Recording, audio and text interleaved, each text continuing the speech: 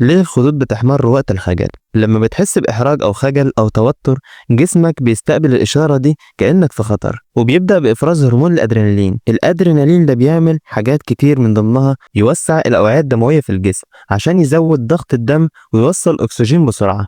لكن في حالة الخجل، الشعيرات الدموية اللي في وشك وخاصة اللي في الخدود بتتأثر بالأدرينالين وبتتوسع بسرعة، فالدم بيزيد فيها وتبان باللون الأحمر. ليه الخدود بالذات؟ الخدود مش زي أي منطقة في الجسم، فيها شعرات دموية كتير جدا وبتكون قريبة من سطح الجلد، والجلد نفسه هناك بيكون أرفع وأكتر حساسية، يعني أي تغير في الدورة الدموية بيبان على طول. والمكان ده تحديدا ربنا خلقه عشان يكون واجهة للمشاعر، الفرح، الغضب، التوتر، وكلهم بيظهروا في الوش. لكن ليه في ناس وشها بيحمر وناس لأ؟